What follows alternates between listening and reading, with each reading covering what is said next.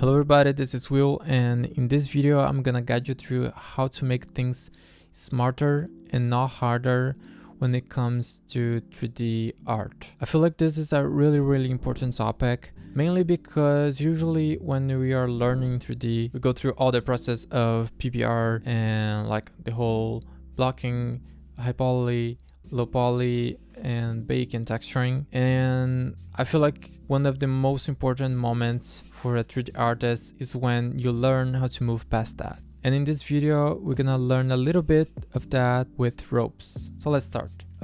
So here in Blender, I'm gonna start with making the base of the rope. So what we want in the end is to have a tieable texture that we can use for any rope that we have in our environment in the future. So the first thing, and I'm gonna just press Shift A here, and then go to curve, and I'm gonna look for curve spirals.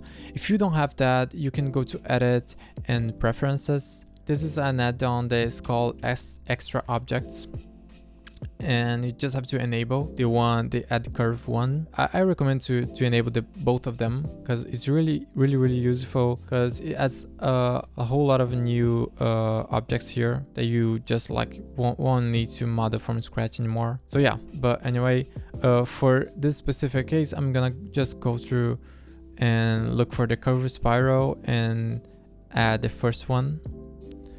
And in here it's like this right now, because I already did that before, but it's probably gonna be like one turn here, and you can just change for 7 or any number you want. Actually, the rest of them is gonna be exactly like mine, but if it's not, you can just copy my parameters here. So perfect. Now we have the curve that we're gonna use to make our rope. If you go through the curve settings, I can go to depth here on the bevel, and I'm just gonna change that until I have something I like. That doesn't really like make a whole lot of difference if I do that, but it's just so I can actually see if that's the way I want, like the depth here is like I want it to be. The result is gonna be mostly the same. Now we have the high poly model here. Perfect. So I'm just gonna rename this to rope high, and now I'm gonna create I'm just gonna create from a cylinder, and I'm using like 8 vertices here, but I'm gonna change that actually with the subdivision surface in the future.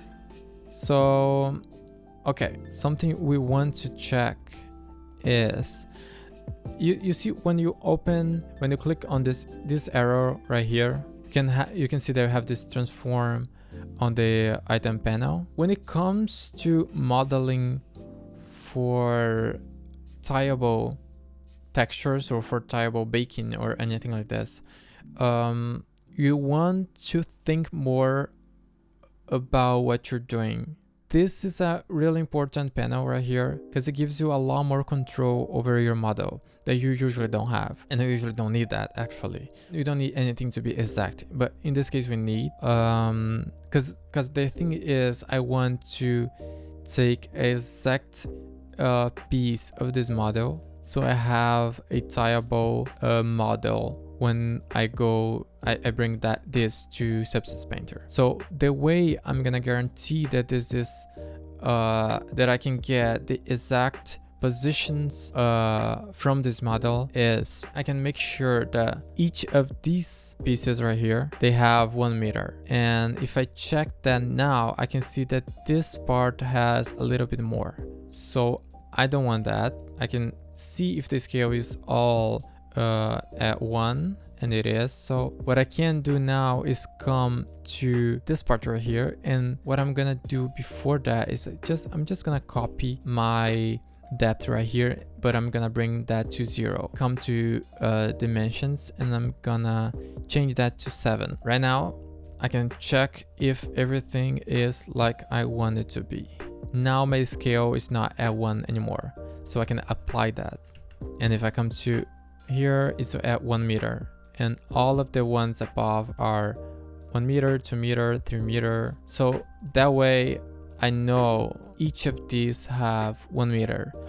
So yeah, perfect. Right now I'm gonna just bring my depth back, and I'm gonna bring my cylinder back also. Now that I know each part of my spiral, a curve right here, has 1 meter. Right now this cylinder has 2 meters height, so I'm gonna bring that to 1. Now it's at 1, and I'm gonna bring the pivot point of that to here.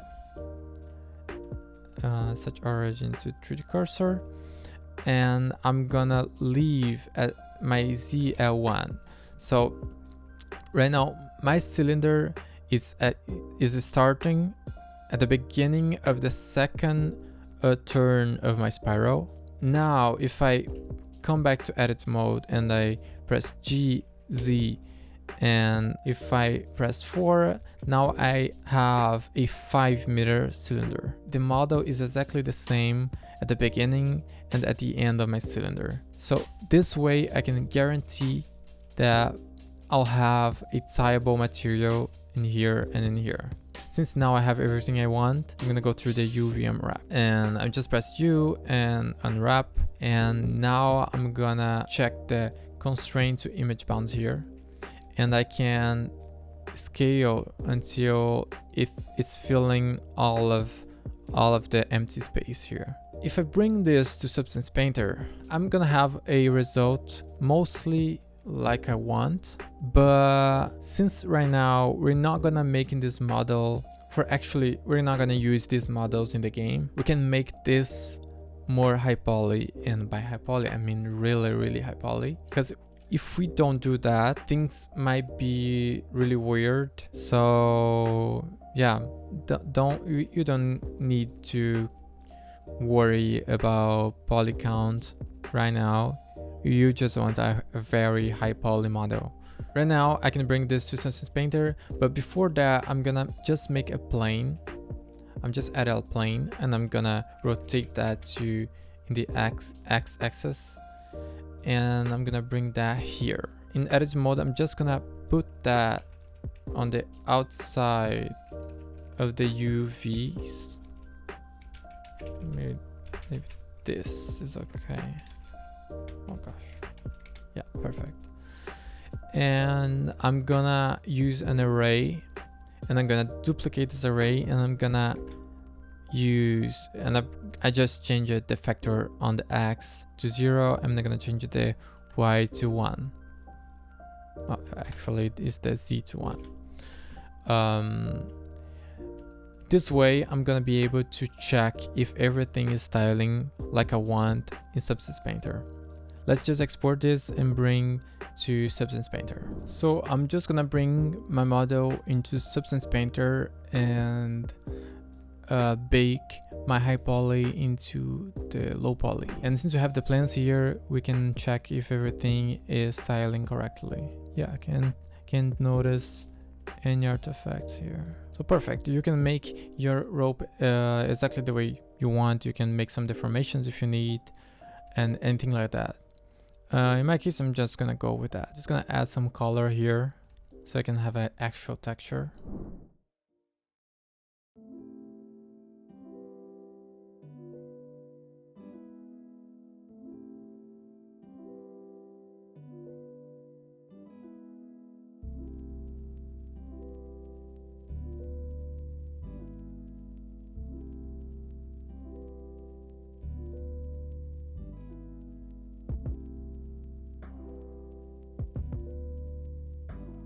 Here in Blender, is the most important part is how you use the textures. So the way I'm gonna do is I added this sphere here in the center, and I'm gonna make a rope around that. So the way I'm gonna do is by adding a curve. So I'm gonna use the circle one, and I'm gonna make it fit around the sphere. And now I'm gonna duplicate this, and I'm gonna rotate by 45 maybe. And I'm just gonna rotate that now by I think 65 actually. Yeah, I don't feel like this needs to be perfect actually, so it doesn't really matter. I'm actually gonna distort it a little bit.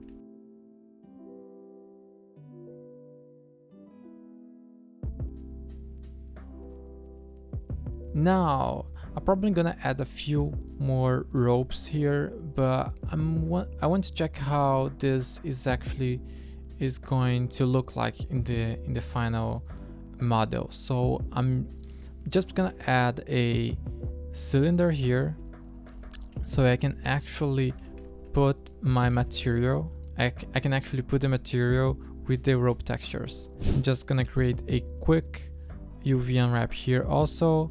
I just added a seam and I am unwrapping the regular way, and I'm gonna change this so I can preview how it's gonna look with my actual textures.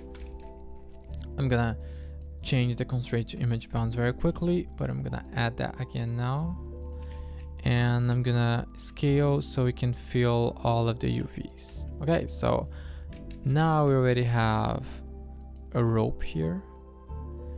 I feel like this might be a little bit too big for us, and that's actually something that we could have solved before, and we can still solve if we want to change a little bit our high poly model, and that would be super easy. But the way I'm gonna do now, just so it's easier, so it's faster, is I'm gonna scale in the x-axis here are my UVs, so I can have smaller pieces on my ropes, and I feel like that might work a little bit better. Okay, so I can make this mesh fit this curve. I'm gonna add a few cuts in here.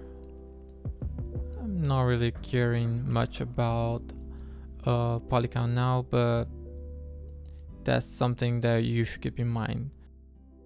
Perfect. And now, so since I can see that this won't fit all of the rope, what I can do is I can add an array modifier in the z-axis, and I'm just gonna make it merge, and it works better now. What I can do also is I can increase the x-axis a little bit, just so it gets a little bit closer. We can fix that in the end, just to merge this vertex here. But what I'm gonna do is I'm gonna separate this curve here and duplicate this, and I'm gonna change this curve here so if it's this other one. Perfect. I don't love the way the curves are right now, making some deformation here so they can fit better.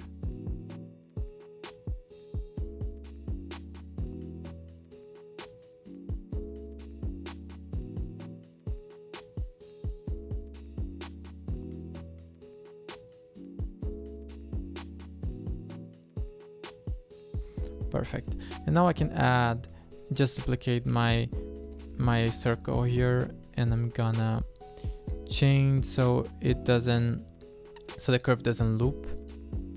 You just have to come here to the active spline and uncheck the cyclic, and I'm gonna delete some of the points here. I'm not using a reference now, but I feel like something like this, maybe it'll work.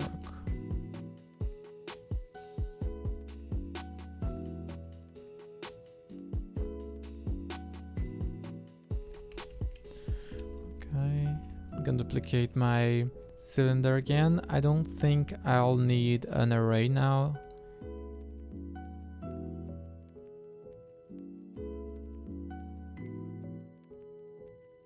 And I'm gonna do the same for the other one.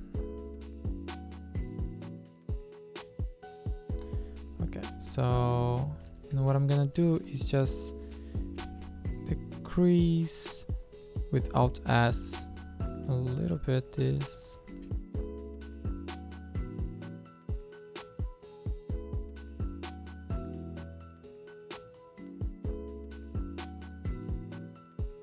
Let's see a way that we can make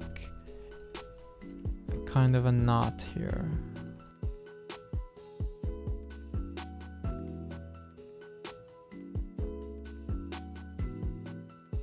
Just duplicating this, and I'm gonna put that where I want my knot to be.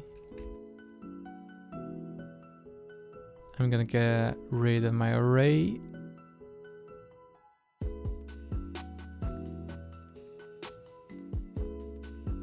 Yeah, I think that's okay. So what I'm gonna do now is I don't need all of this, so I'm just gonna select what I want, and I'm gonna press Ctrl Y and delete the rest. Like, this part is not gonna loop perfectly, but we don't need it to loop perfectly, so don't even worry about it.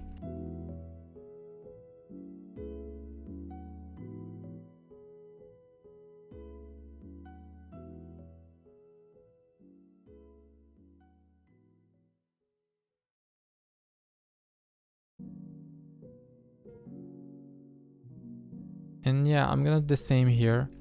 I can apply this array and these curves. And I'm gonna select these and delete what I want, what I don't want.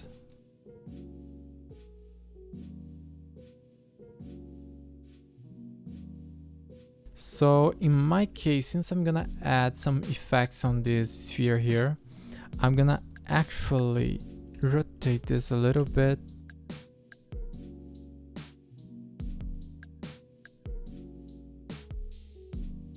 Yeah, I'm gonna export this to Unreal to see how it's looking, so I can see if I need to make some modifications.